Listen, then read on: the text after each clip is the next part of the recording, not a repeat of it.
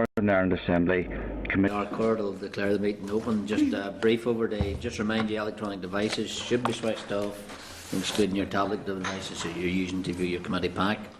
Just a brief overview of today's business. Department officials will update the committee on the savings delivery plan.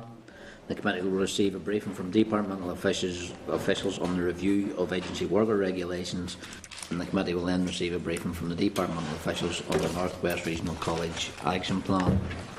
Members' apologies. The only apology I have in the minutes, Pat Ramsey. Okay, no further apologies. Member, just chairperson's business. Chairperson's business. Just advise members that the Deputy Chair, the Clerk and myself attended Belfast Met event at the Belfast Harbour Commissioner's office last week as part of the college's Creativity Week. And during the event, the college requested the committee host an event in the autumn in the Long Gallery to display the work created by students with learning disabilities. Members, you agreed that we host that event?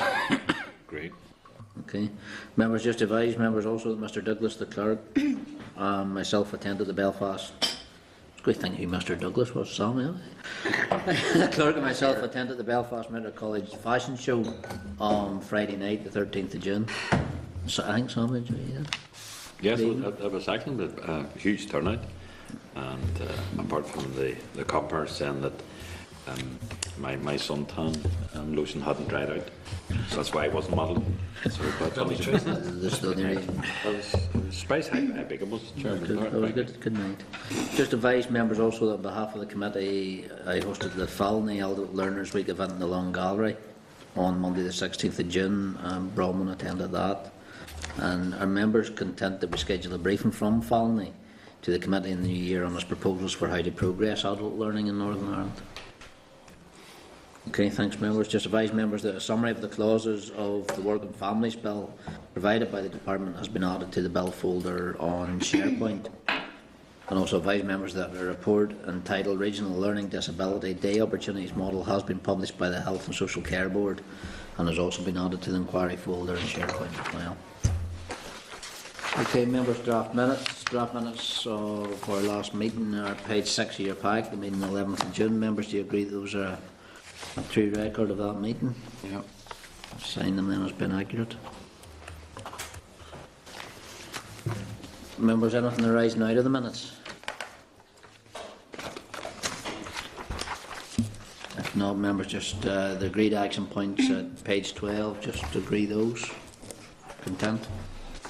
Okay, thanks members. Members' correspondence from page 15 and also tabled. Members, page 24 is the departmental response regarding post-project evaluations. Could I just say to members that although the committee requested information on why the deadlines were not met, the department's response actually hasn't provided any information on why they're outstanding. They're quite bland answers, I think. Members, would you agree that we write back to the department requesting that it provide a detailed response in answer to the initial request that we sent? Yeah, agreed. Great, thanks members. Members, page 28 is the departmental response regarding transport-related barriers to young people with learning disabilities. This is in regard to the specifics from Sperrin View. The department indicated in early correspondence on 19th of May that it was examining existing arrangements for students with learning disabilities and or disabilities to establish the extent of the problem. Members, there's not a lot more actually in that answer apart from the same statement. So would you be agreed we write to the department to advise or ask when this review will actually be completed? Content? Okay members, 3 invitations. At page 60 is an invitation from the Department of Employment and Learning to attend the Cloud Academy graduation in the Long Gallery on the 30th of June. That's open to all members. Members then tabled at page 5 is an invitation from Belfast Met to attend the Apprenticeships and Training Awards at E3 Building, Belfast Met Springvale campus on the 26th of June. That's open to all members as well. Then members tabled at page 7 is an invitation from Queen's University of Belfast to attend the Higher Education for Democratic Innovation Conference reception at Belfast City Hall on Thursday the 26th of June. That's for all members as well. That's just for me, sorry. You just can go to the restaurant. Members, if there's any of those events you want to go to, if you can get the clerk, no. Members, actions suggested agreed unless indications to the contrary. Agreed. Members, anything else arising out of correspondence? Okay, members, draft forward work programmes at page 63. You'll note that our draft forward work programme goes to the 2nd of July, which is only another 2 meetings, but just to advise members, other briefings may be scheduled as and when they arise. Members content to note. Okay, members, moving on to our first briefing this morning, the departmental briefing update on the savings delivery plan. Just remind members, as that was covered by Hansard, all electronic devices should be switched off. Won't be covered by Hansard. Excluding the tablet devices, switch off your electronic devices, exclude your members of the PACs, page 65, the departmental briefing paper and the savings delivery plan. And can I just welcome John back this week again? John Smith, Director of Finance. John, you're very welcome. Over to you. Thank you, Chair. Well, this is the latest update on progress on the Department's savings delivery plans. So you've had several briefings on this over the last number of years, and you'll recall that when the Executive was agreeing its budget for the current mandate, all departments were required to make savings to create some space for the Executive to fund emergent priorities. And we published our savings delivery plans, and we're required to report on them every 6 months.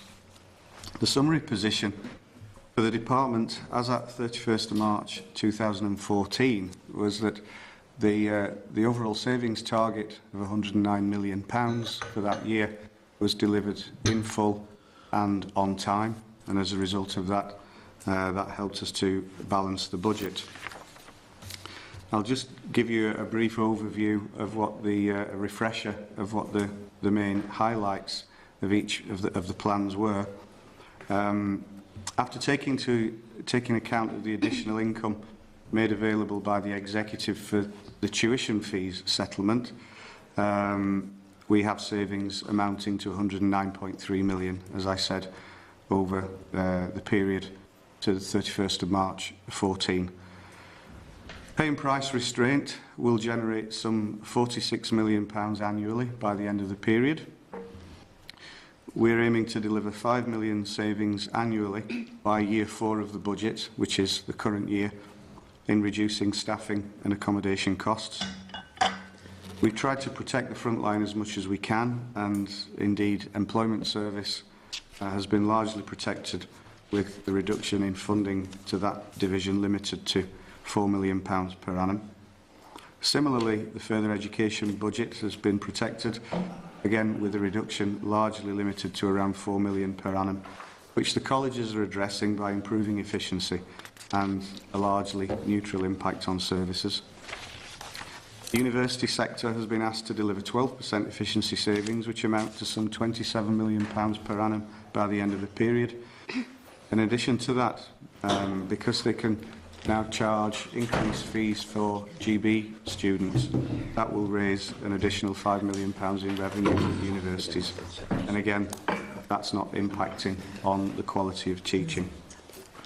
We've reduced expenditure on the skills budget by £7.5 million per annum, and as you'll be aware, we carried out a review in 2012 of funding for apprenticeships programmes, and the bulk of that saving is by reducing our contribution to the costs of adult apprenticeships, and we found the balance of those savings from reducing costs in other skills areas. In terms of the detail, savings plan B1, recurrent savings of £3 million a year. That's really a legacy from when the coalition government was elected back in 2010. In 2010-11, prior to this budget period, they asked all government departments to make savings, and that's really a run-on of some of the reductions that we made at that time. Savings plan B2, an £8.5 million recurrent saving. This was monies that were not allocated to specific programmes, and it represented a 1% saving on the DEL budget generally. Savings not taken from any one particular area. Plan B3, we reduced our budgets and expenditure in employment through better targeting of resources on various employment programmes, including Steps to Work.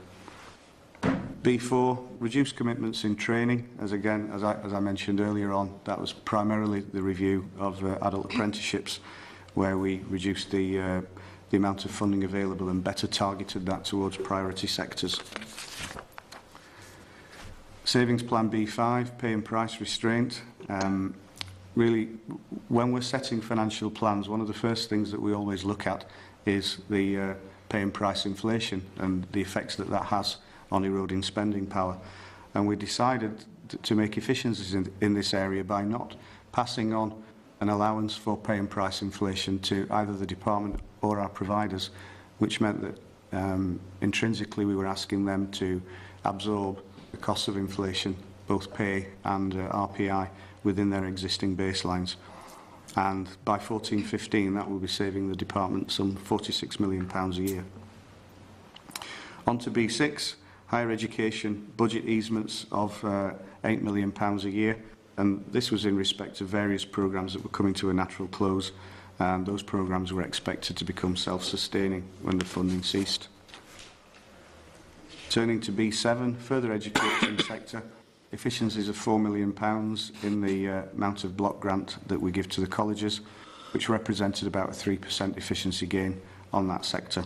And colleges continue to deliver a higher level of educational provision within the resources that are available to them. B8, back to higher education. We asked all higher education institutions to deliver a 12% reduction cumulatively by 12-13 financial year, plus a further 1.5 million per annum in 13-14, which brings a total reduction in funds available to that sector of £30 million. But again, same services are being maintained and the savings are being achieved. B9, notional loan subsidy. One of the implications of the executive's decision not to increase tuition fees to those rates that are being charged in GB was that the notional loan subsidy, which is a charge that reflects the fact that loans are made at preferential rates, meant that we didn't need to set as much money aside to cover the cost of the notional loan subsidy. So that was freed up, which enabled us to make that as a contribution towards our savings plan. And finally, Savings Plan B10, which is staffing and accommodation. We took the view that if we were imposing cuts and austerity measures on our providers, then we also had to impose them on ourselves. And those savings reflect some reductions in posts. We agreed a workforce plan within the department that would reduce by 97 posts by 2014-15, and that will deliver a 5% efficiency saving. So to sum up, we have 10 plans. As has been the track record over the past 3 years, we've delivered those savings in full and the budget is balanced. And as we look forward into 14-15, at this stage, we continue to expect that the measures that were put in place to drive out those efficiencies will continue to be delivered on time and on budget.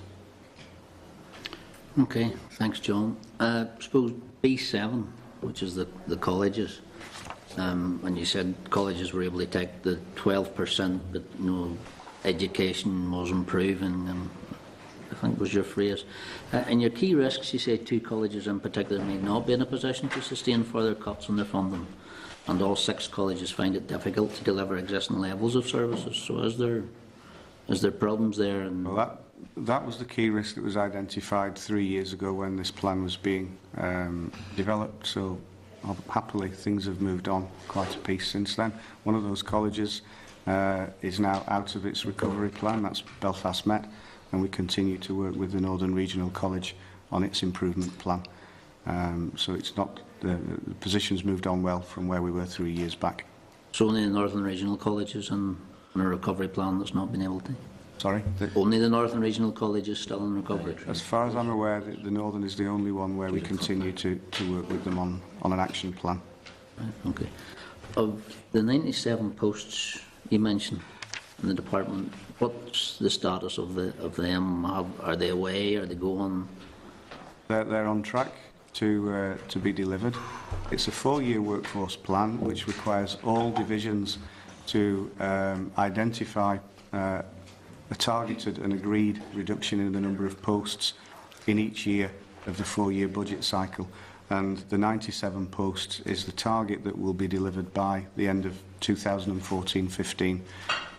So we're not quite there yet, but we're well on track to have those delivered. The interim milestones on a year-by-year basis have all been, by and large, achieved, and we don't expect there to be any deviation from that in the current year. And you achieving that by voluntary redundancy or compulsory? Or? No, there are no redundancies in place. It's basically redeployment and directors taking a long, hard look at their operations and moving resources to higher priority areas, but there's no redundancies within the department.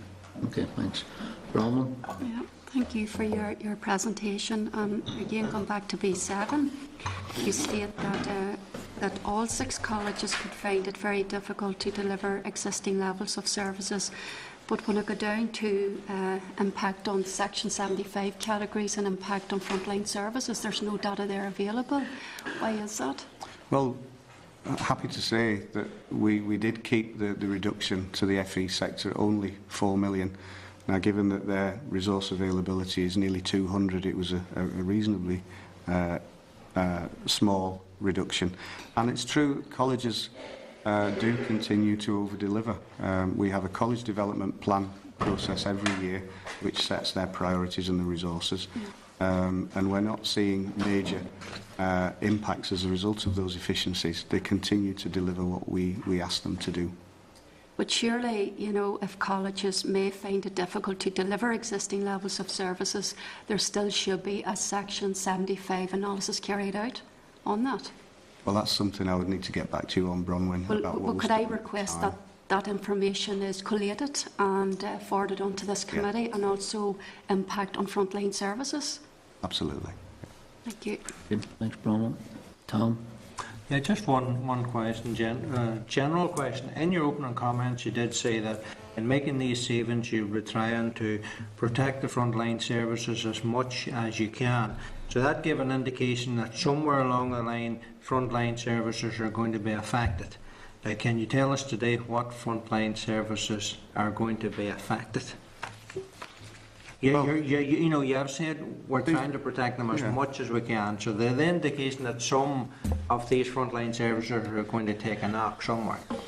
Well, I mean, for example, we did reduce the employment service provision by 4 million, and you know, we could obviously that is a frontline service, but what we were doing there is reducing and better targeting the resources that we'd got on some of the existing programmes. So we were delivering, you know, similar levels of service for a reduced amount of money. The plans run for 4 years. What happens after this budget runs out, when these savings delivery plans expire, time will tell when the executive decides on what the budget will be in future years. Yeah, is there a possibility it's going to have a detrimental effect on the delivery of some of the frontline services?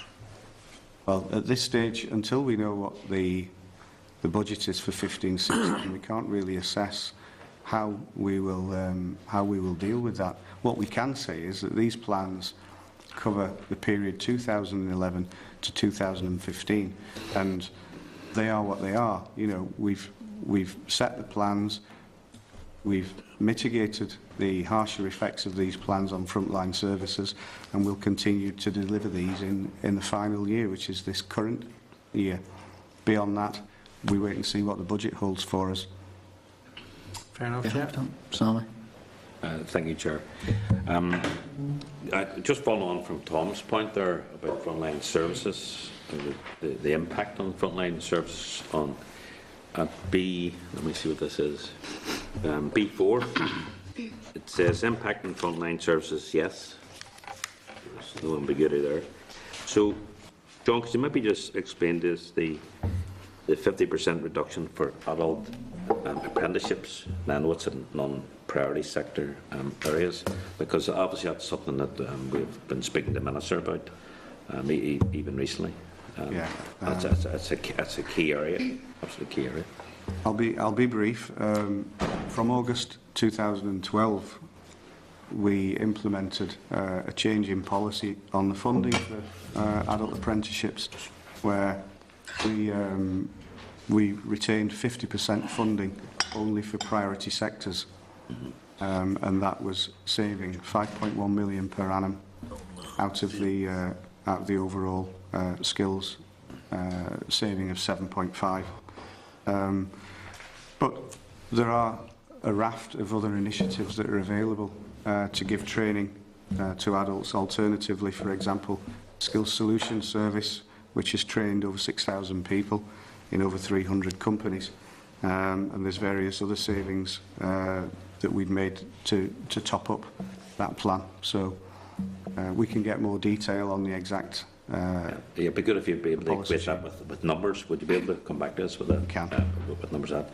The other thing you mentioned about 97 jobs, and back to I think the chair asked you a question as well. Are you saying that those 97 jobs will be deployed? That we're not losing 97 jobs? The post would be suppressed, but the people are redeployed to other vacancies. Yeah, so they're not losing jobs. So these are areas where the work's changed, or it's deemed to be lower priority. So the department takes the view that we could do things smarter, stop doing certain things, and then redeploy the staff onto different higher priority emergent work. And finally, in your projections, in your budget, have you taken into consideration the potential for welfare reform penalties? I mean, the Minister said recently, I think it could be up to 87 million over the next year. We're doing some internal scenario planning because whilst the executive hasn't decided what to do about welfare reform yet, and in terms of the financial implications of that, departments still don't know. We don't have clarity, but we know that there'll have to be a budget for 15-16. So we do need to think about certain scenarios, and that's what we're doing internally at the moment. Okay, thank you. Okay, thanks, Sally. Phil? Robin, I apologise, and I won't try and bluff it this time. I haven't been listening to your presentation, so somebody may have asked this, but under the key risks, you talked about 2 colleges not being in a position to sustain further cuts. Has that been discussed? You're on to read the answer then. Sure. Just picked up at the beginning of your presentation, I'll tell you. and there was mention of apprenticeships, and I think I noticed there was probably a reduction of 2.8 million somewhere along the line. Given that the apprenticeships and youth employment is one of the key priorities, it seems a bit strange that would be targeted as an element of cuts. Senior trying to promote that. Well, it is a high priority, but what we're simply trying to do there is we have a finite budget and we've got a huge portfolio within the department, so we were better targeting the money that we had at the priority sectors where you would get a better outcome for the amount that we're investing. So we did retain 50% funding for the priority sectors.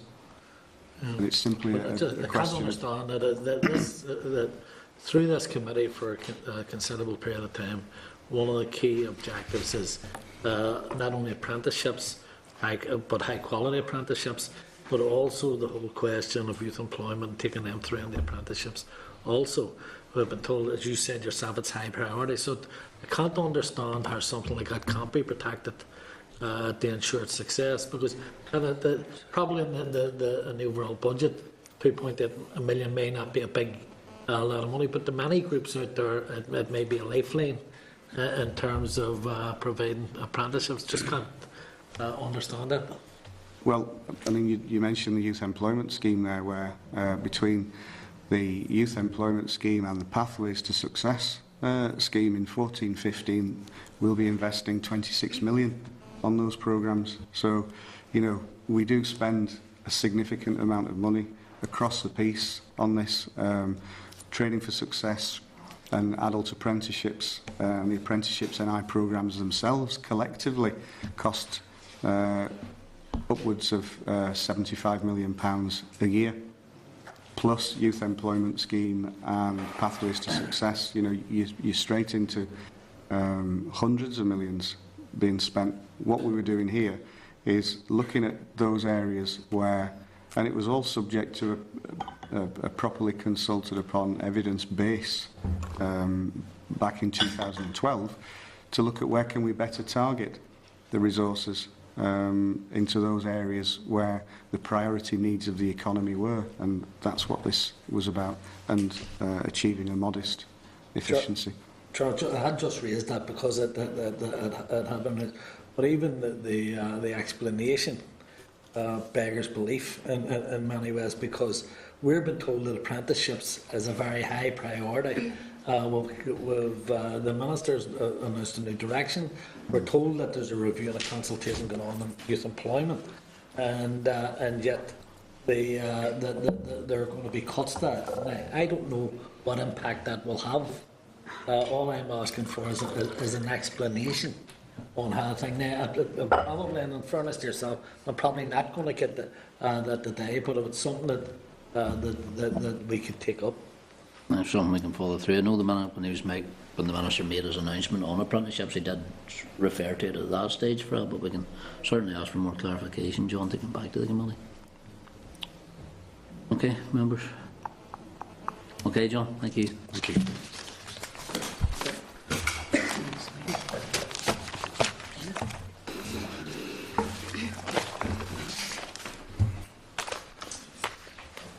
Okay, members, moving on then, our next briefing is a departmental briefing on agency worker regulations.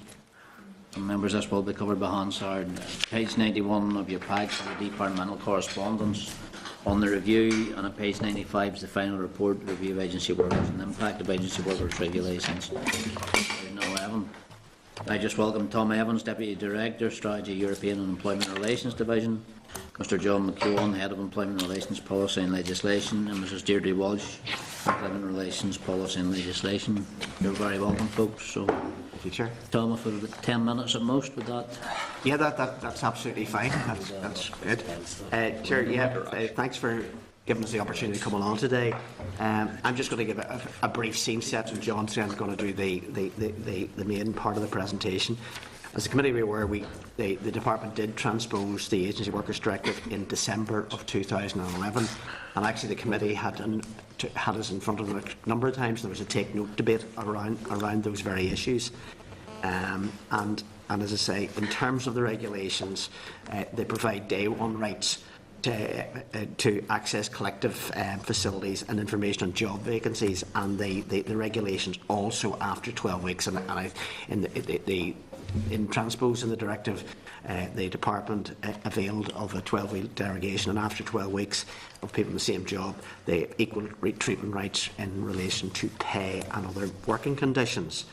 At the time of the transposition, the Minister on the floor of the Assembly gave a commitment to review the effectiveness of the regulations after a reasonable period of time.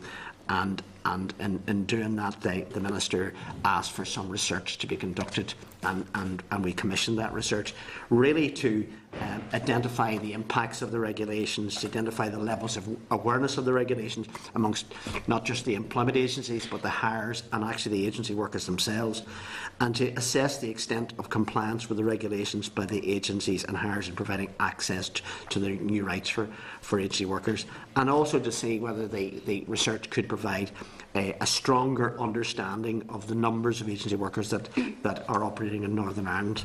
As I've said also, in terms of that review, the Commission itself has conducted its own review and concluded that there's no real fundamental need for change in terms of the directive, but is going to attend to issues around the Swedish derogation. We're happy to pick up on that, and also how some member states, including the UK, availed of the derogation, and we availed of the 12-week derogation.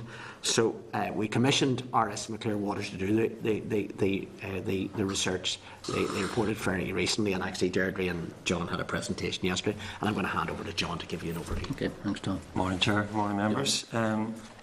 If I could start by looking at the terms of reference, just briefly. I'm conscious that the full listing of the terms of reference has already been supplied along with a copy of the report, so I'll just scoot through them if that's okay. But they do include provision of a quantitative assessment of any additional financial or regulatory costs to agencies and hirers arising as a result of the introduction of the regulations. They also provide for engagement with agencies and hirers to establish any challenges that they have encountered or met in terms of meeting their obligations under the regulations, and taking their view of any difficulties experienced by agency workers in accessing the new rights provided by the regulations. The terms of reference also include devising sample frames for what essentially are difficult to contact groups, particularly agency workers. And by that I mean just ensuring as much statistical validity as possible in the research. Also, in the terms of reference then, there was consideration of asking agency workers for their views and experience on how agencies and hirers have complied with the regulations. Auditing the support available for all three parties to these contracts from government and non-government agencies, and particularly there we were asking the consultants to look at the information, advice and guidance provided to all parties. And the final two then relate to assessing any perceived deficiencies or over-provision in the regulations, and assessing the results of the 2011 Northern Ireland Labour Force Survey relating to agency workers and how they may, those results might inform policy development. And finally, to consider whether that Labour Force Survey remains a worthwhile source of data on agency worker numbers. So you can see that this represents quite a complex and challenging set of terms of reference. In terms of the methodology approach and some of the issues around the methodology, very briefly, there was a review of statistics and desk research conducted by the consultants, and then they designed three surveys, one for each of the three parties then, agencies, hirers and agency workers. They also conducted consultation in the shape of one-to-one interviews with relevant stakeholder groups that would represent agencies, hirers and agency workers. And just briefly around the issues then, in terms of agency workers, 458 were surveyed in total, and they were either by face-to-face or telephone interviews. Access did prove problematic, as for those workers currently on assignment, access required the approval of the hirer, and sometimes that just couldn't be facilitated for a variety of reasons. In terms of hirers themselves, 100 were surveyed, mainly by telephone survey, and these were from public sector, manufacturing, construction, hospitality and other services, including banking and utility services. And then in relation to employment agencies themselves, 35 were surveyed, and that was mainly through an online survey. The consultants used a list of over 130 agencies, and we had 35 responses. They found that some of the agencies on that list were no longer operational. Some didn't provide for temporary workers, and then, some 64 just didn't respond to the survey request. If we look now just at agency worker population, which is, I know, of interest then, just to try and get a sense of what the numbers are of agency workers in Northern Ireland. The Census of Employment in 2011 set the figure at 13,972. And then the Recruitment and Employment Federation research of 2008 had set the figure at around 14,000, 14,007 to be precise. And the consultants themselves, they conducted some research in 2013, and they set the figure at 12,260. So you can see there's very little variance between those three sets of figures. Of those agency workers surveyed, 61% were male, 39% female. 21% of them were migrant workers, and that compares to 4.5% of the general population. And 17% of those surveyed were on Swedish derogation contracts. And if I could move on to the key findings. There were two sets of key findings, if you like. One resulting from consultations with the 18 key stakeholder groups. and then the main findings from the report, and there's quite a bit of overlap in those findings. But in summary, the key findings were the cost of using agency workers has increased, but this has not impacted on the length of assignment, the average length of assignment for agency workers. Greater clarity and guidance is required on the regulations in general and on specific issues such as defining an equivalent employee or defining the right to be considered for internally advertised posts. Agency workers often take on assignments without a full understanding of contract and terms and conditions, and the contracts themselves are often quite complex and difficult to understand. So those are the four kind of key findings from the consultation with the stakeholders. In terms of the report itself, there was no evidence from agencies, hirers or workers to suggest that the average length of assignment had been impacted by the regulations. So, and you can see that that overlaps with the finding from the consultation group. A small number of hirers noted substantial additional costs in using additional agency workers, specifically in relation to pay and holiday entitlement. However, only one hire was able to quantify that cost. There is anecdotal evidence to suggest that agencies have borne most of the administrative burden associated with the regulations, and this was found to be particularly so in the period running up to the implementation and beyond of the regulations, and mainly related to ensuring compliance with the regulations. That's where those costs were incurred. Anecdotal evidence also provided by agency workers, and this is supported by the view of the stakeholders group, is that they do not fully understand the terms and conditions of their contracts, but they do believe that they have to accept these just to get the work. There's clear feedback from agencies and hirers that the regulations are too vague in two areas, pay and then access to internal vacancies, internal opportunities. 76% of agency workers chose this type of work simply because they couldn't get permanent work. And that was another key finding. None of the three parties to this type of work noted any significant gaps in the regulations in terms of additional rights that workers should have that are currently not covered in the regulations. And finally, 17% of agency workers reported that they were on a Swedish derogation contract. I've mentioned that earlier. And of that 17%, 64% stated that they were not aware that they were not entitled to equal pay as part of that derogation after 12 weeks on assignment. And finally, if I could just look at the recommendations then arising from the research. The department should provide more detailed guidance. That was a very common theme throughout the research. That would include worked examples, for example, on pay and bonuses and access to vacancies. And this should be developed in consultation with both the agencies and the hirers. The department should also consider means to raise awareness and understanding of the rights of agency workers, so that they can make informed choices on at the point of when they're accepting a contract or an assignment. The department should explore the extent to which workers on Swedish derogation contracts are not being paid between assignments when they should be paid between assignments. And the department should consider methods and resources to improve information in regard to the number and profile of agency workers in Northern Ireland. We have those three sets of figures, but the report recommended that we should work more closely with DETI colleagues and with NISRA colleagues to investigate the potential of having a clearer definition of agency worker within the census of employment, and that might help us gain a clearer picture of the numbers that we're dealing with. And the final two recommendations are that agencies should provide clear information to workers on their rights and entitlements at registration or at the point of commencing their assignment. And finally, agencies should also signpost workers to information sources available, for example, the department's website or through NI Direct.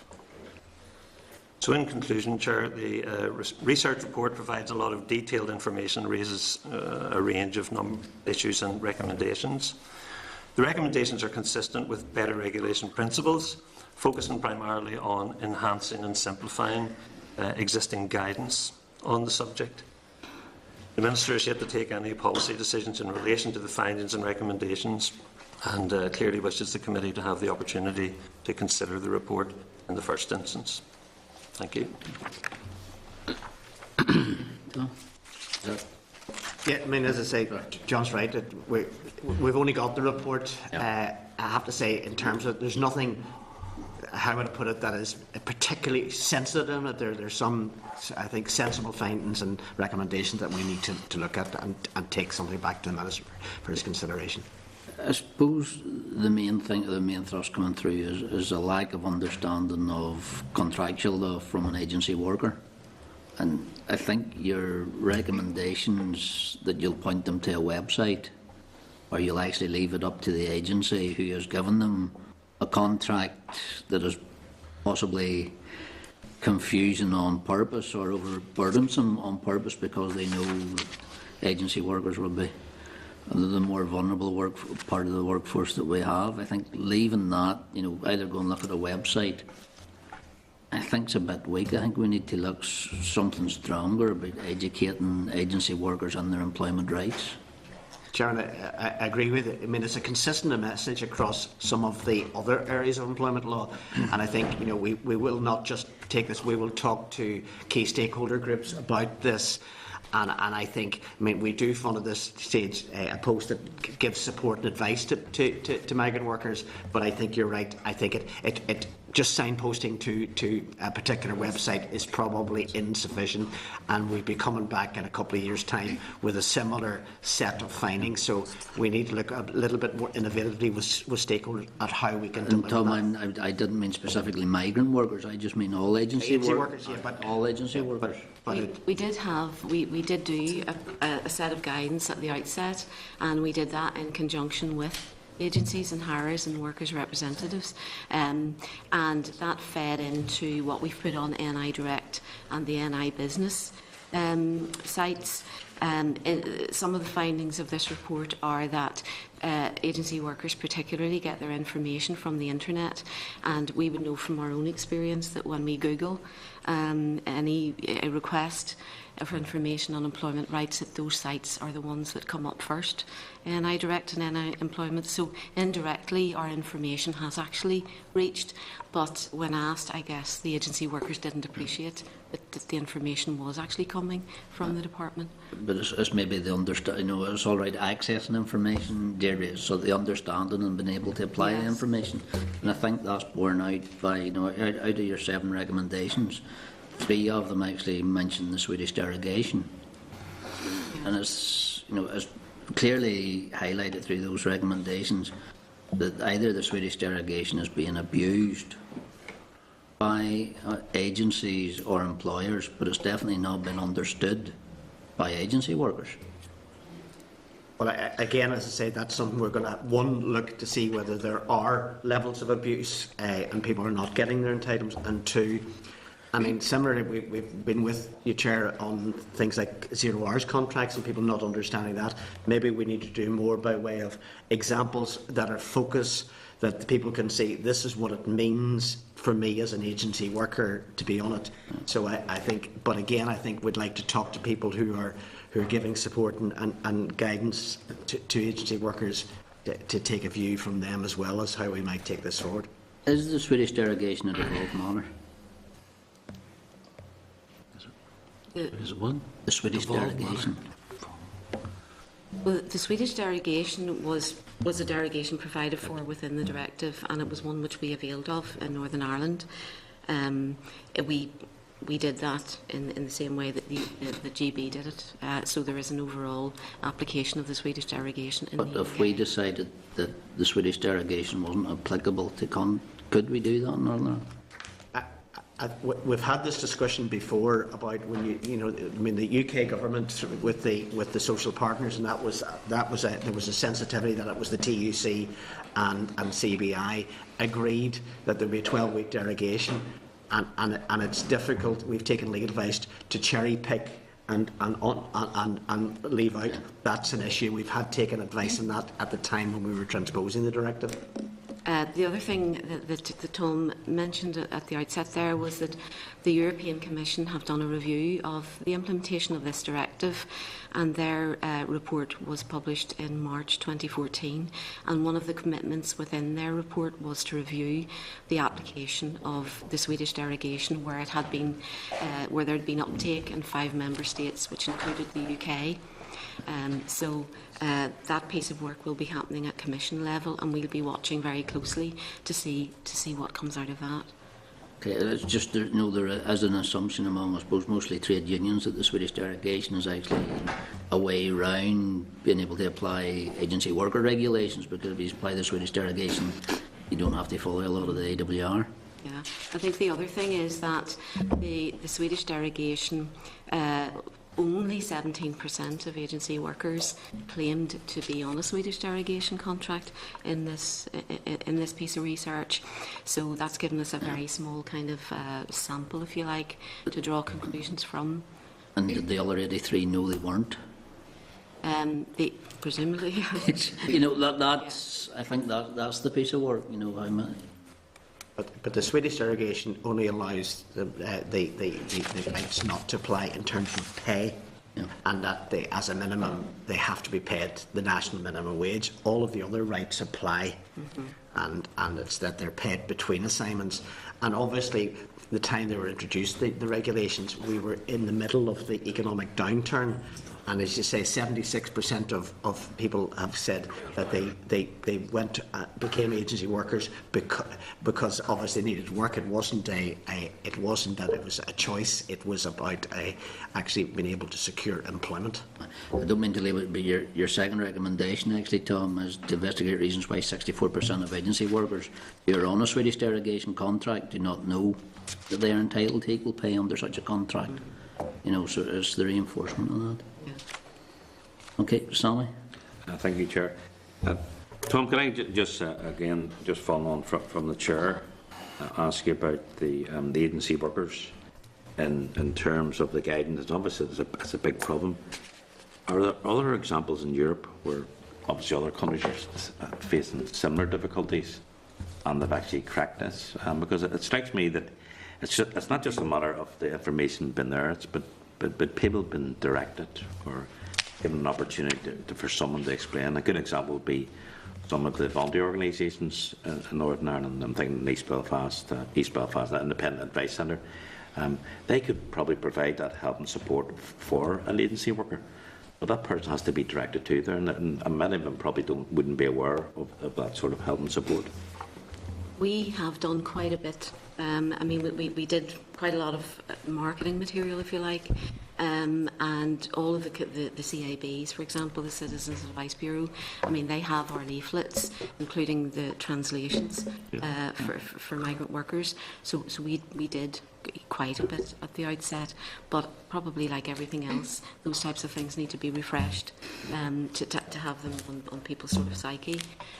So, But I mean, the recommendations around people not fully understanding, I think it's a strong message, and it applies to the broader set of employment rights, and I think it's something we're interested in doing, and obviously it'll be something the Minister will want to think serious about, because you're absolutely right. Is there something much more powerful that you can do? Maybe it doesn't necessarily mean putting lots of money, but it is a joined-up approach to doing it. And we need to look at that, and we need to talk to the independent advice sector about how they might be able to help us in that. The second question is that, so it's linked in that, there's some evidence here that says that agency workers had been employed for maybe a short period of time with the company, then they moved on, they kept on being moved on because of the 12-week time factor. Is there any way you can ascertain how big that problem is? Because you're talking about people here who worked here for over a year, and yet they're still on that 12-week thing as they go right across the company.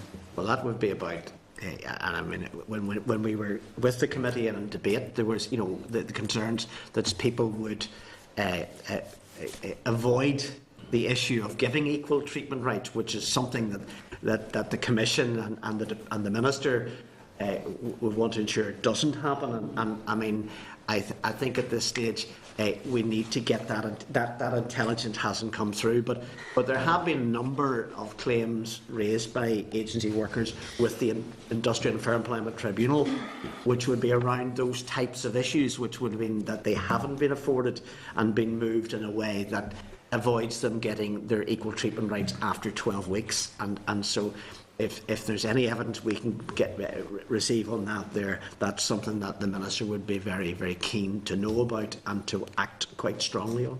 And just a final.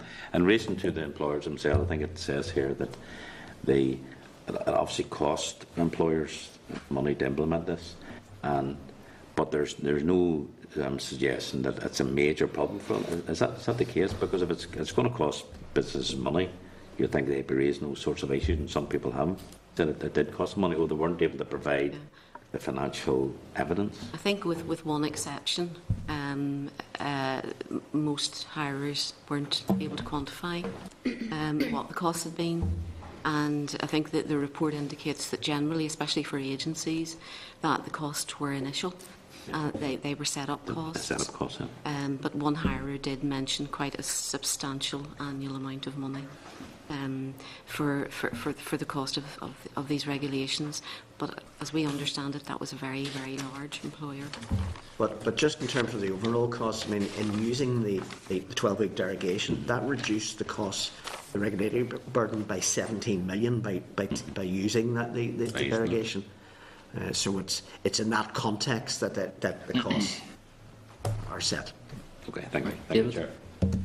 Thanks, Chair. And a couple of points, certainly Sammy's covered some of them, but was there any difference in the findings between the public sector and the private sector in the surveys, as far as employers are concerned? I mean, I don't... And the feedback from the workers themselves? No, we haven't. I don't think it is as... We've got anything that we're able to distill out that division. It hasn't gone to that level of detail. Just on the Swedish derogation, then obviously people who haven't signed up the Swedish derogation contracts, they've been potentially working for a period of maybe 10, 12 months in a location perhaps, and then the work comes to an end abruptly because of a change of contract, say for instance. They're then advised not to sign on, so they don't break their service, so they go 3 or 4 weeks without money and then are started back again. What situation is that? What is that legal? Is it advised by who? The employer. Sorry, the agency. Sorry. I mean, again, this is an issue that was raised by the committee last week in terms of 0 hours contracts. The issue of if some people are having, how would I put it, inconsistent or not regular work patterns, how it impacts on benefits entitlements.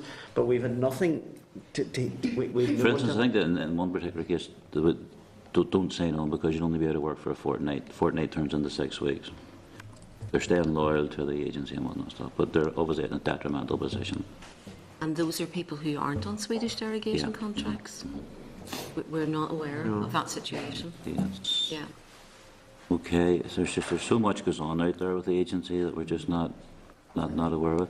On the unequal treatment, the rights, if you're employed alongside a full-time permanent worker and those workers are getting bonus payments, are you, as an agency worker, entitled to bonus payments?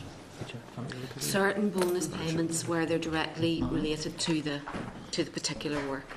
Sort of a work time situation, but not others where the bonus is more related to the permanency of the worker who's the comparable worker. Okay. Thank you.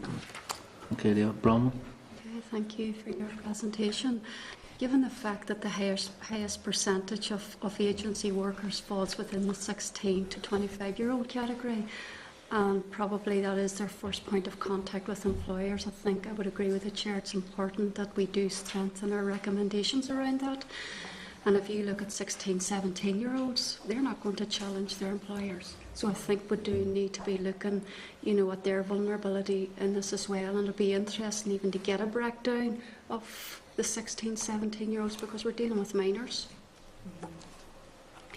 And I think we just need to have something specific around that. Yeah, I think the research probably asked for age in brackets. Yeah. But we can go back to the researchers and ask them if they have more specific information on the actual age group. On minors. Yeah, on the very young people. And there'll be a different set of support structures and agencies that support that, and we would need to look at that as well. Rob? Sure, so much stuff's been asked. But just out of matter of interest, who has the overall responsibility for monitoring and just ensuring that the agencies behave in the legal manner? Well, as a department, we have an inspectorate which actually has the responsibility of ensuring that agencies follow and comply with the conduct regulations, and that looking at their overall behaviours and whether they follow the detail of it. And actually, we did a piece of work which was to review the conduct regulation to see whether there needed to be any changes, and we're out to consultation on that. At an individual level, it is still, as with any employment right, it is for the individual. If they believe their rights have been infringed, they can take it to an industrial fair employment tribunal. They can actually also seek the advice of the Labour Relations Agency that we fund as well to see whether, and we've seen some people have taken cases to tribunal, and some of those have been mediated. Where actually, I presume that was probably through the third-party agency, maybe the Labour Relations Agency. Some have been upheld, and some have been they have not been had substance, and the tribunal did not determine that in favour of the claimant. But at a global level, it's Derry's team actually has the role of ensuring that the agencies comply, and we produce an annual report each year about our findings. Well, just 2 points in that. I think that the surprises when you went back around it, there was 20. I think it was 22 of them had closed up shop altogether. Do you keep a record of those that closed, and how many would there be right across the north? The researchers actually got their database from our Employment Agency Inspectorate, and they came to the conclusion when they rang through them all, the researchers that is, that there were about 130 agencies. But they are evolving because, some of them close, some of them open, some of them sort of regenerate into something else, and it's a constant issue for us actually in the Employment Agency Inspectorate to keep track. So it's one of those things that we do keep a close watch on, because quite often we're circulating information to agencies, not least about this type of thing, and also about consultations. I mean, do you think you are equipped, when I say equipped, do you think you have the legislation to be able to deal with eventualities and when dealing with agencies? Well, the conduct regulations, certainly, they provide for the protection of agency workers and in hirers using agencies. So, yes, I mean, I don't think we've come to the conclusion that we're not equipped. And we have taken action to have people prosecuted, and where people have continually and consistently not complied with the legislation, and we've been quite, I would say, aggressive in doing that, and we've done that, and through Deirdre and our team that we've worked with the departmental solicitor to make sure that those cases are taken through to a positive conclusion. Does anyone to court or tribunal? Yes. What sort of response do you get from the system itself that deals with our court or tribunal system? The tribunal system had banned a particular agent for up to 10 years. And also we have had success in court, but those would be cases that they would be extreme, and generally we'd be trying to address issues with infringements through awareness and through inspection and guidance, really. We see in terms of people that have taken action, against employers in the past, and you had mentioned that there was a number of them had been mediated. And thing to me, that usually means that the agency is back down and many of things. But to see some who have taken it through to successful conclusion, and do other agencies look at that, and then if they're doing the same thing, do they move to ensure that they don't fall into the same difficulties? I guess we don't know, but it would seem to make good commercial sense to do so. But we wouldn't have information on that. The reputational damage is obviously something, and I mean, our inspector, where we've moved to, is very much an education role, is not to find fault, but more to encourage good practice. And I have to say, in the last number of reports, that's been quite positive, but there will always, in any situation, that people will not comply. And so just one final comment. I would say that for many of these people, reputation is not a big plus. And hold it. Just a comment. Yeah, just a comment. Okay, Phil. Thanks, Robin, and thanks for the presentation. I wasn't a member of the committee at the time that the directive was implemented here, so was the agency workers regulations of 2011, are they the basic minimum that could have been done, or did we go above and beyond what was legally required of us? in terms of the agency workers directive, I think the UK, and I have to say the negotiations happened between the member state, which was the UK government, with the social partners, and I think in terms of the directive, it certainly went beyond the minimum entitlement, but.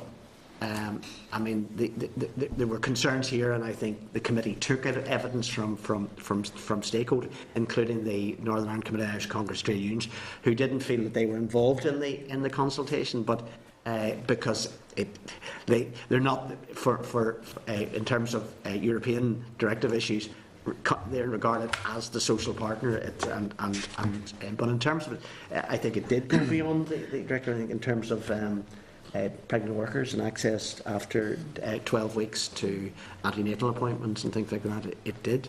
Okay. In terms of the issue that some other members have raised about why more than a third of agency workers aren't aware of their basic rights, the recommendation you're bringing forward to the department should carry out further investigation or further work to investigate the reasons behind that. But anecdotally, do you have any explanation as to why so many people aren't aware of their basic employment rights? Anecdotally, really what we've learned is that people are so keen to get work that they don't tend to read their contracts or to read the contracts that they've signed. That would seem to be the case. And the other thing that the consultants mentioned just too is yesterday in the presentation, and back to Bronwyn's point, that a lot of the agency workers are younger, so that the younger people didn't tend to raise the issues for the same reason that Deirdre has outlined. Yeah, so you've also said that a high percentage of agencies have stated that they have informed their workers about all rights under the regulation. So are you telling me that these things are being lumped into the middle of your standard employment contract and not specifically told that even though you're an agency worker, you have all the rights of a normal employee after 12 weeks? Have they specifically been told these things, or have they just been put into their employment contract? Because I've never read an employment contract. We have, our information is what the research has given us.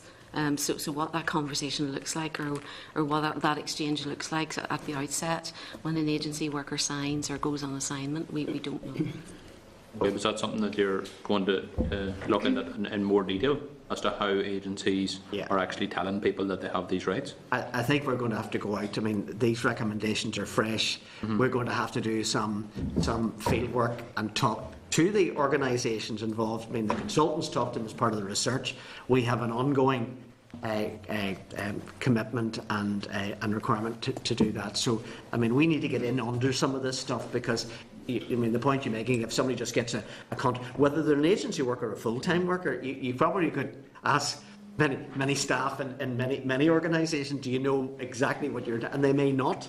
And it only often becomes an issue that they become mindful of is when there seems to be a problem. Yep. And that's not unique to agency working. Right. And in terms of the 64%, is there any evidence to indicate that it's people from other countries that are disproportionately affected, or is it affecting everybody equally? The 64%.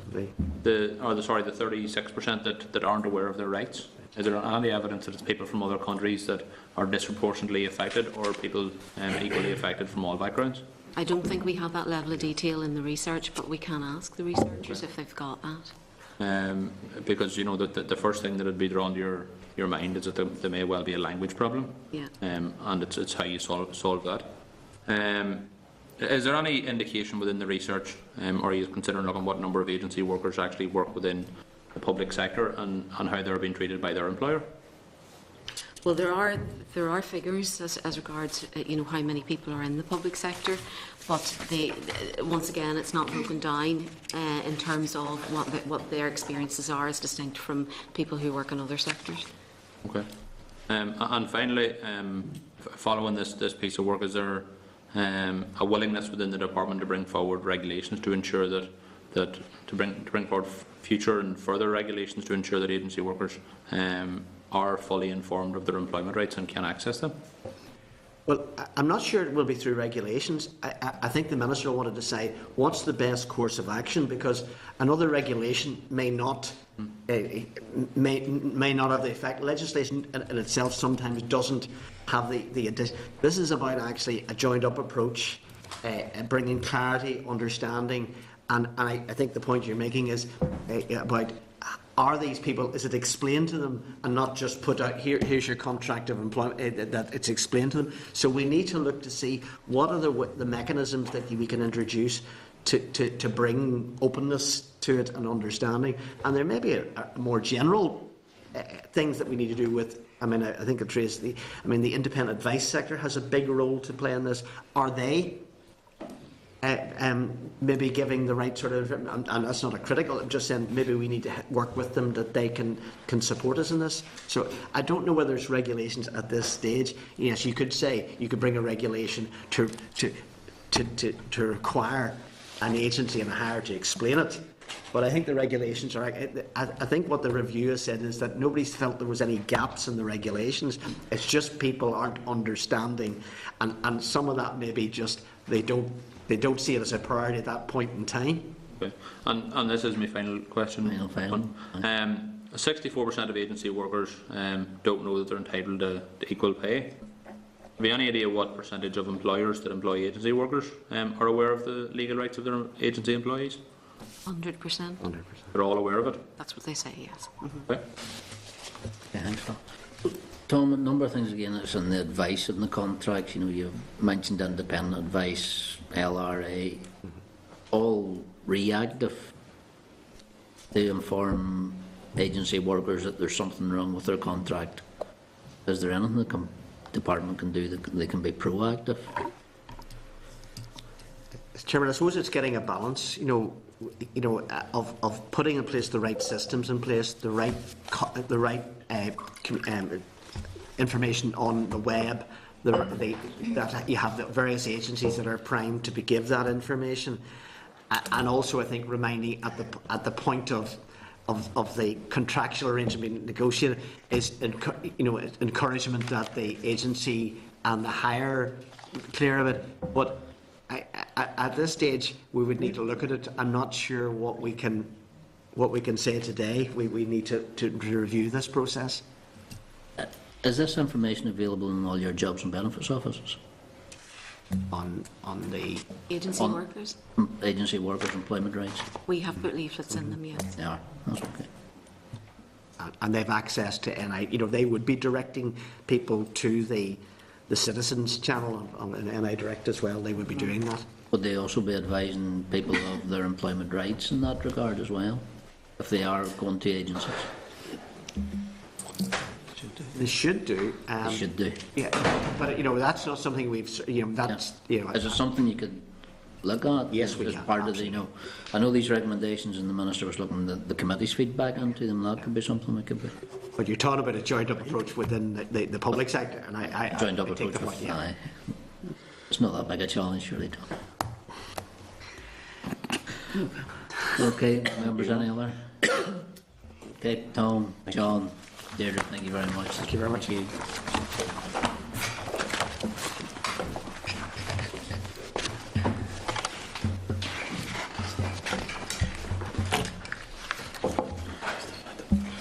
Okay, members. Members, our next briefing then is a departmental briefing on the North West Regional College Action Plan. Members, there's a briefing paper at 174 and the updated action plan is tabled at page 9. So, could I just welcome Dr. Mary McIver, Director of Further Education from the Department, Mr. Andy Cole, Head of Corporate Governance and Accountability from the Department, and Mr. William Laverty, Change Manager, North West Regional College. Morning, folks, you're very welcome. Thank you. I'll just start off. Yes. Mary, you've got 10 minutes for a Okay. briefing. And any detailed questions then that you have on the action plan, I want William to pick those up. First of all, just a little bit about progress against the action plan. You have it there in front of you, and as you can see, the action plan is virtually complete. Still a small number of outstanding issues, but the majority of them will be completed over the next couple of weeks and by the end of June. As a result, the Department now regards this phase of the changes in the College as complete. So we're no longer requiring the College to specifically report on implementing McConnell. We won't walk through all the detail, however, we did want to flag some of the issues and the major developments, and I think major positive developments that have happened over the last few months.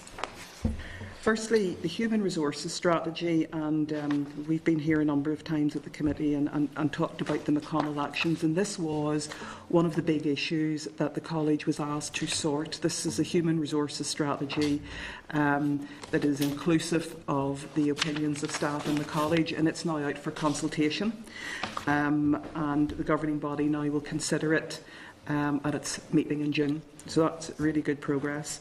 Secondly, the governing body has received some of the outstanding training that we talked about last time. That training will be complete again by June. And thirdly, the Joint Consultative Committee, this is formally called the Liaison Forum, continues to meet. UCU are not formally involved, and we'll discuss that in a moment. Fourthly, the staff survey has been issued by the College at the beginning of the week, and this survey really focuses on the detail of staff attitudes. It's been undertaken independently by a company who actually does staff surveys for colleges and universities, and we're confident that that will be an independent look at what is happening in the College. Finally, the College Improvement Team, and it's the team really that's looking at taking the College forward, has been meeting on a monthly basis and has established 3 working groups.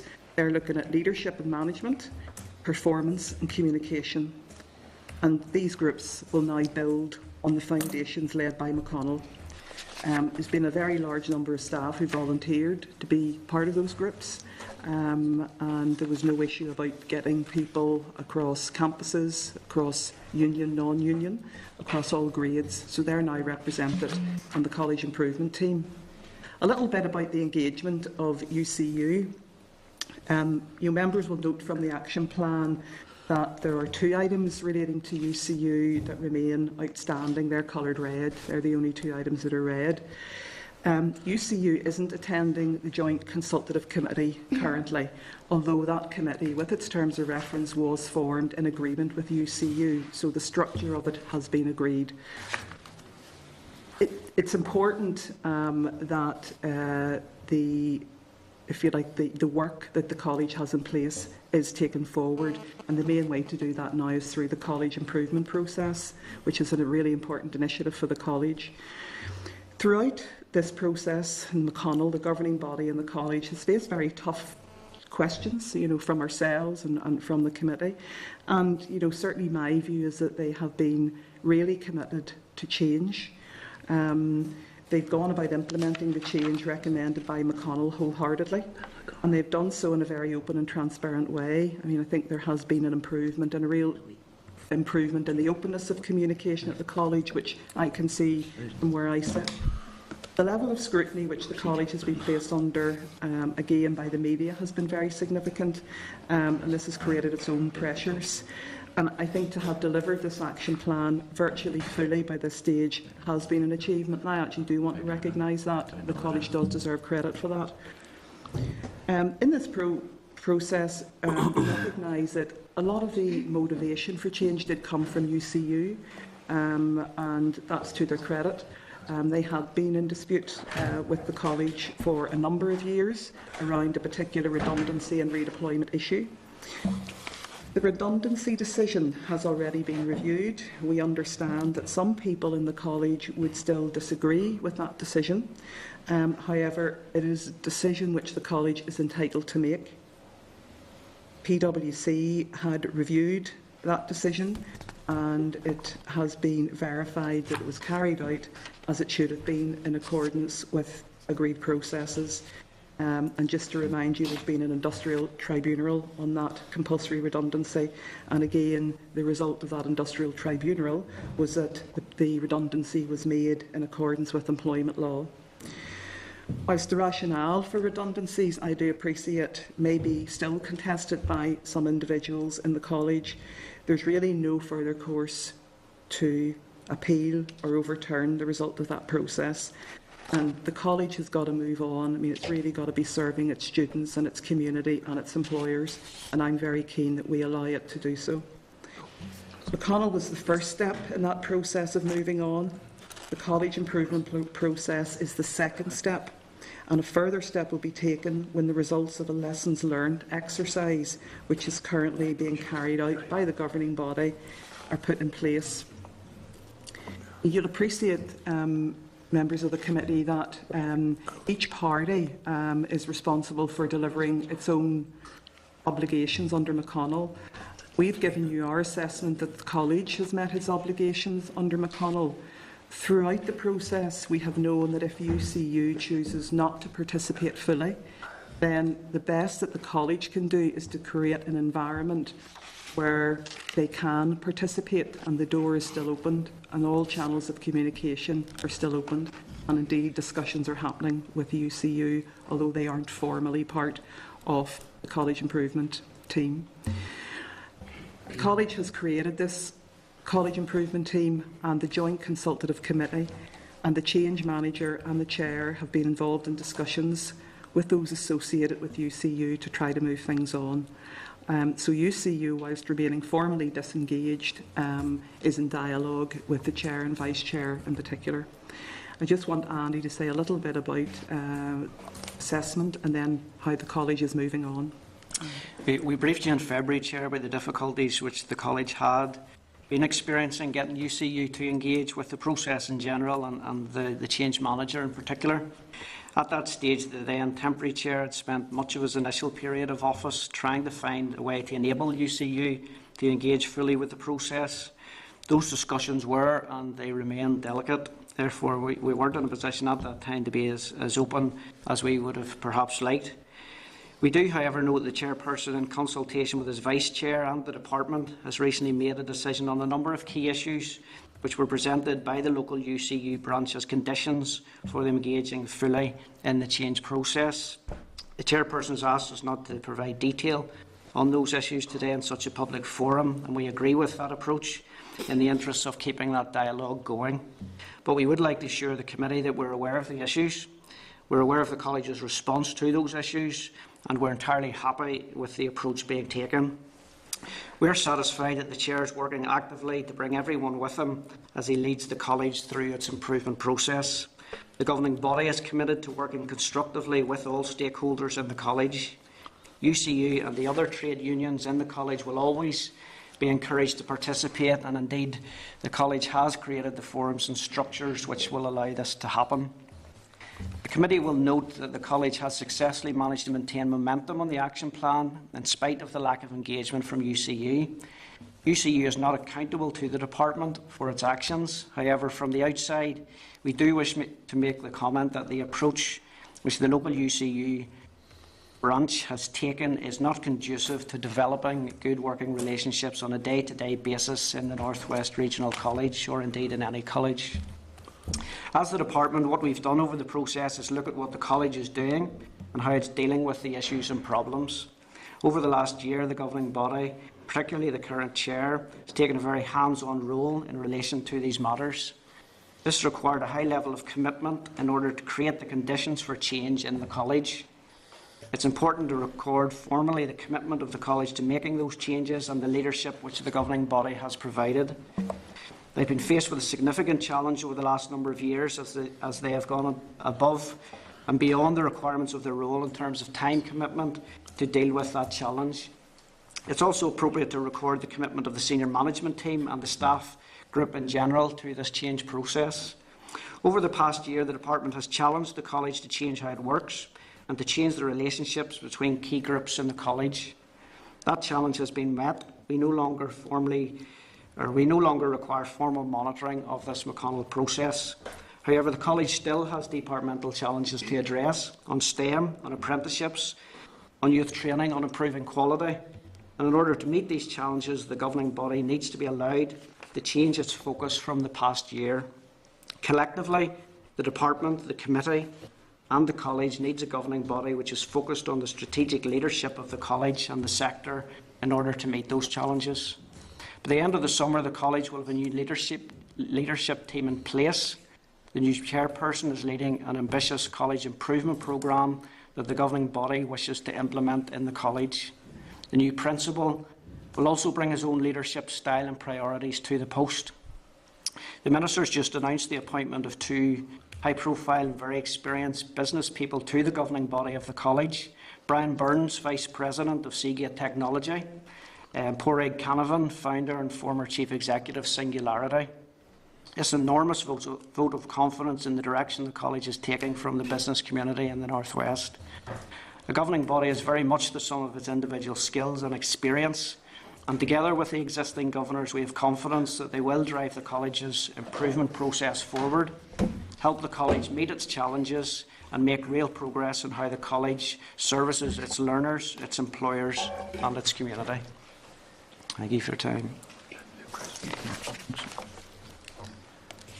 Okay, Mary, thank you. I suppose, coming from the report, the only two actions that are still outstanding, and Mary and Andy referred to them both, was the engagement of UCU.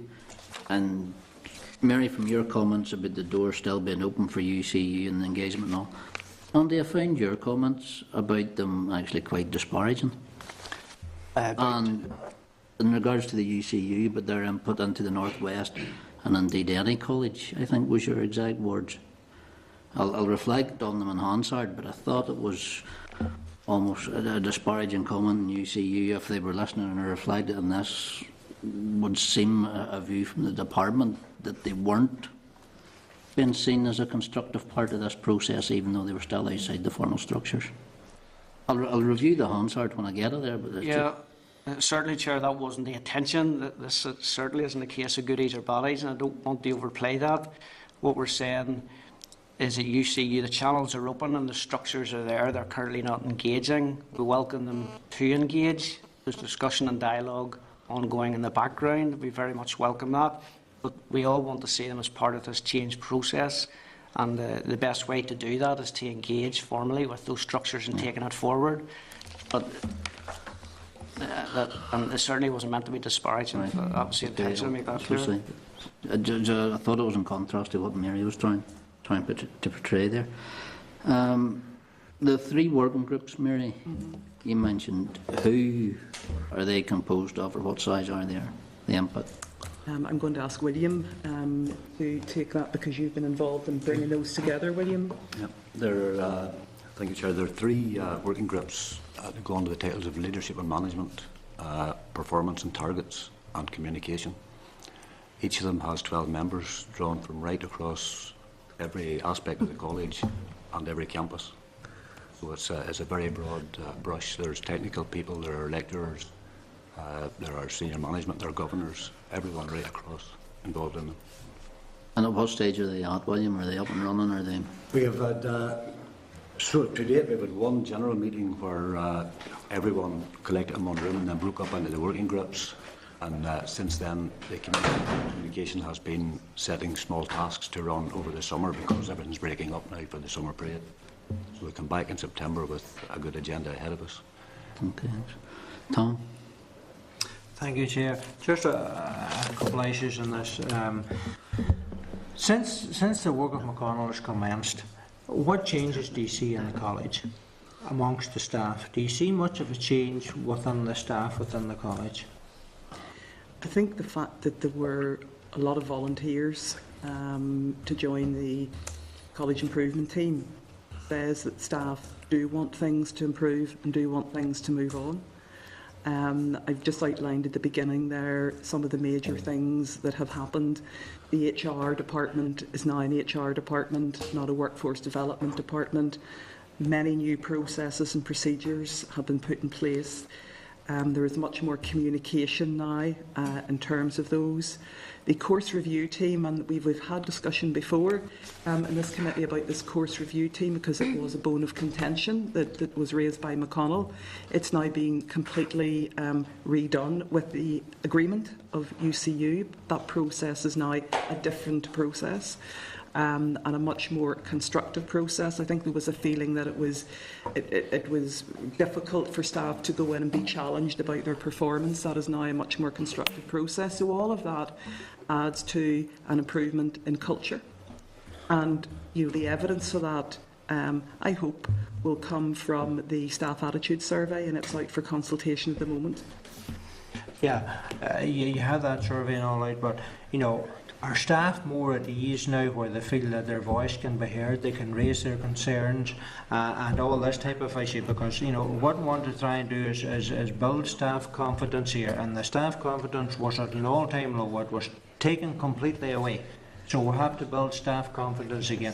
Do we see that happening within the college at the moment, where staff feel free now to come forward, make their views known, make their concerns known, or whatever? I think the environment in the college, from the way I see it, and I will ask William to comment because he's there every day, is that it is much more open and much more transparent. I mean, the new chair has set what I think is quite a challenging vision, but a very good vision. This college wants to be the best in the UK and Ireland. And I'm happy with any college wanting to step into that role, because that's where I would like to see all of our colleges. And so I think that has freed up staff to make suggestions about change and improvement, and none of those ideas are turned away. So I do see an improvement, and I do see a change. William, would you like to just comment from the everyday detail of you working with staff? And it's a very good point, actually, because it is the key of the matter. Obviously, I can only speak from when I arrived, which was just over a year ago. And certainly there was one body of people who were open from the word go, and another body of people who may have been more reserved for whatever reasons relating to McConnell or whatever. But over the course of the year, I have noticed progressively, and even right up to last week, there are issues. There are always going to be issues in a college that size with that number of people with their own individual problems. But I have had people coming to me and asking, could I look at something, and even give them guidance on something, which is not strictly speaking my role, but they're prepared to do that, and they're prepared to allow me to take their name to management and ask the questions. Now, I can't prove it because I wasn't there 2 years ago or 1 year ago, but it may not have happened then. So there is a willingness for individuals to talk and to ask questions and expect to get a hearing. I think there's evidence of that as well in the working groups that flowed from the CIT. Those working groups have drawn staff from every campus and from all seniority within the organisation. I'm not sure if that would have happened a couple of years ago, but my understanding is there's a buzz around those groups, and there's a pace developing, and that's encouraging. So it's signs of trust starting to build. Yeah. This will only set the foundation for it, you're right, but there are signs of recovery there. So what you're telling us here today, it seems to be coming from the three of you, that the voice of the staff has now been listened to, whereas before it wasn't. So now they've been listened to and their concerns have been taken on board. Why do you feel that UCU are still outside the door? What's the reason? What's the problem? I think UCU, as Andy said, there is a number of issues that they would like, if you like, they've put up as things they want to see discussed and resolved before they would join in. And those are the things that the Chair and the Vice Chair are discussing with the union at the moment. What I would say is it's easier to be out of the tent than in it. The other unions are involved, staff are involved, and I would like to see UCU be involved because they do have a voice and they do have something to contribute. But while they're not in these groups, they can't contribute. And I would be concerned that that voice would need to be better heard. So I would certainly encourage them to join in.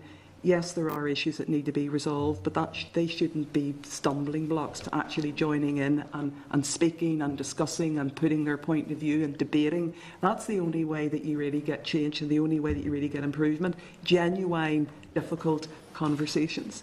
And I would certainly encourage them to do that within those groups rather than stay outside and not have their voice heard. Yeah, and one other issue, Chair, just simply, Andy, you did mention that the Board of Governors, or the governing body, needs to be looking at other issues such as STEM and apprenticeship and all this type of thing. Will the staff that's involved in those areas, will they have an input into that as well? Yeah, that's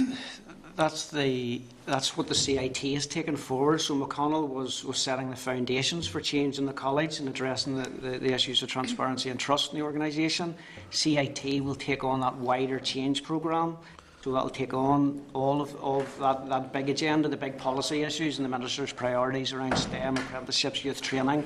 So those working groups are feeding into that. So they're engaged in how the college is taken forward in that wider change programme. That's the purpose of the CIT, and that's the second stage of this change programme. Bill? Thanks, Robin, and thanks for the presentation. It's just following up from Tom's line of question. Really, have things moved on in the college? Yes, we would say things have moved on, and I think William has given you detail on how we see that happening. Okay. And is everything sorted out now? Are we happy where the college is at? Everything isn't sorted out because UCU are not involved in some of these groups. Everything isn't sorted out, and that the college has an ambition and it's not there yet, and therefore it needs to take steps to get there.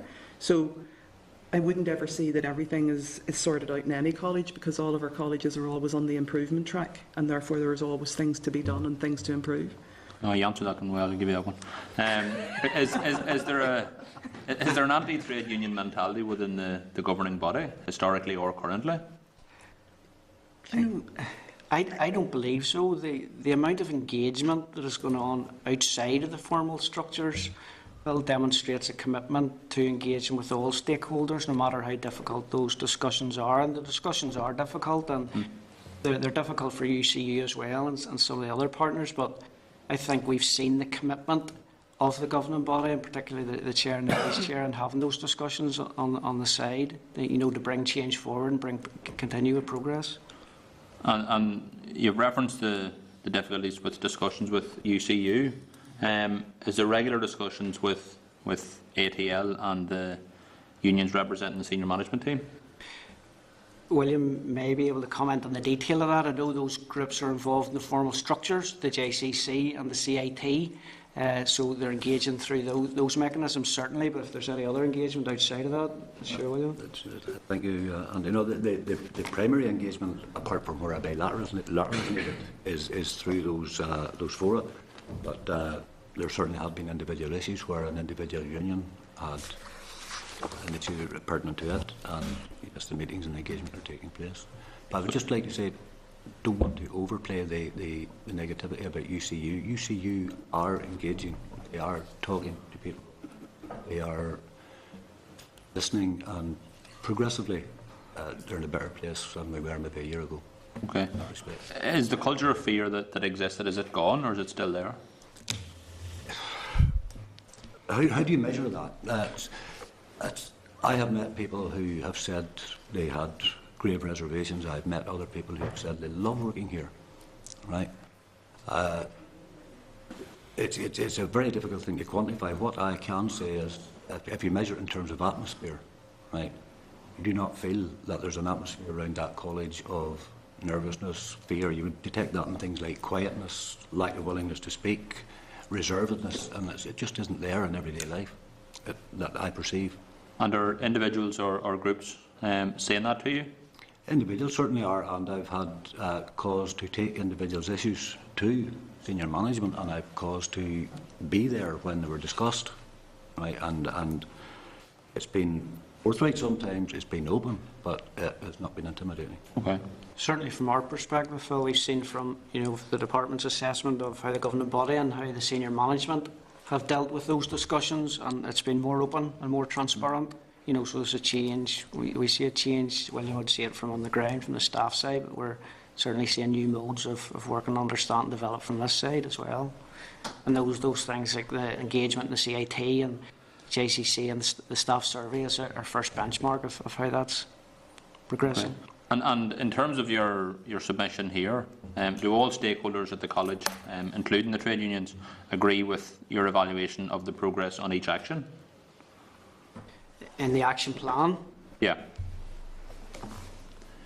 Well, I mean, just to say that the action plan had actions and they're completed, so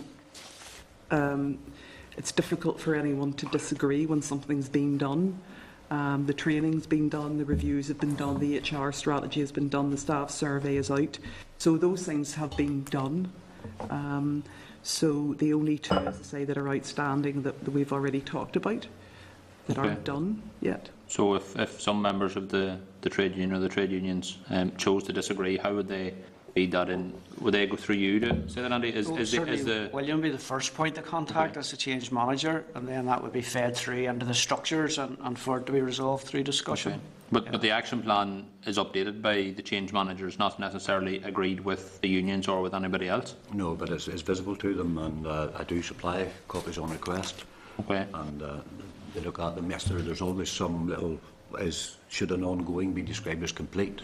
I define that if the actions are in place to allow the ongoing process to happen, then yes, it has to be looked at as being complete in that regard. And is that the only type of concern that you've had from the trade unions between whether things are marked as ongoing or whether they're marked as complete? No, there are others. There's one, for example, around the consultation on the HR strategy, right, as to whether it should have been a college-wide consultation or consulting with each union individually. So questions like that, but the consultation was sent out to every single person. Responses were received from every angle bar one, and I know it's what you do in those circumstances. You consult as widely as possible. Would it be possible, William, to get a document where you highlight if you can go through the submission you've made and the progress, and can you tell us what the unions agree with your assessment and the areas where they disagree with what your assessment is? Can you get that into the committee? Okay. I had a number of questions for Ger, but maybe one of you will be able to answer this. He's been appointed to lead one of the subgroups of the quality improvement team. Am I right in that? Who's that? You're talking about the chair? Yeah. The CIT, the college improvement team? Does he chair that? I'm one of the leaders, head of schools, another one, and a senior union. This is the third one. Okay. All right. I'll come back to some other time. My final question is relating to what you're actually monitoring here. Is it the college's devised action plan? Is it the recommendations of the McConnell report, or is it the McConnell report and the issues raised within it? I think it's all of the above. The McConnell report led to the 79 actions in the action plan. So the concept is that delivery of the action plan will deliver those recommendations. I don't want to give the impression that because all the actions may be delivered that we draw a line under that, and that's hands off. That is just phase one of underpinning this change programme, the wider change programme that's referred to in the college. So we'll continue to monitor, but certainly not on a monthly basis in the delivery of the action plan. We see that as largely complete. But about a measuring process against issues raised within the college as well as the recommendations? Yes, and we have those those structures in the forum to do that on an ongoing basis through the JCC, through the CIT, issues that come out of the staff survey. Obviously, as a department, the committee will be very interested in the readout of that. We'll be engaged with the governing body on how that's taken forward. Well, can we get a progress report on how you're dealing with the issues raised within the McConnell report, not just the recommendations? And I'll give you a couple of examples. The McConnell report highlighted the principal sitting on interview panels for low-level posts with a number of other staff, and the report said that this could come across as a failure to delegate. So there was no recommendation that action be taken to remove the principal from interview panels, but it certainly was referenced, and it's my understanding that that continues, that the principal continues to sit on interview panels for lower-level posts. And also there was a discussion around senior staff standing down from high-profile commitments at regional level until problems evident at NWRC are sorted out. Senior staff must be where they are contractually needed, i.e. at the college. So some of the staff have stood down. Well, some of them have stood down from office-bearing roles, but it's my understanding that they continue to attend regional meetings, even though the report states that they should remain at the college. So are the principal and the HR manager, they've stood down from their respective roles with the lectures negotiating committee, but it's my understanding that they attended the last meeting. They're not representative. Obviously, a principal of a college is going to go to forums whenever all colleges need to input to that. But we'll come back to you just to sort of clarify the detail on that. But they have stood down from their office holder responsibilities. But the report said that they needed to be in the college, and attending LNC meetings isn't in the college. So if you want to go back on that, that's fair enough. Although there've probably only been about 1 or 2 LNC meetings, but I'll come back to you. Right. Robert? Okay, thanks, Phil. Anybody else? Mary, Andy, William, thank you very much. Thank you. Okay, thank you. Okay, members, any other business? Well, we continue to see problems with mobility to universities in the south, and I know we have a very busy forward work programme with legislation and things like that, but at some stage after the summer, can we try and schedule an oral briefing from Universities Ireland to see what kind of progress has been made on that issue? Yeah, certainly. Members, suppose just following on from that, we will be looking for our away day, our strategic planning day, I think it's the 3rd of September, Loughry College in Cookstown, so it's issues like that. When you're there, you can bring them up, Phil, to get them put into the forward work programme. World Cup final or anything? No. Members, any other business? Members, if not, thank you. Date and time of next meeting. Next meeting will take place 10 a.m. Wednesday, 25th of June, room 29, Parliament Buildings. Members, the meeting's adjourned.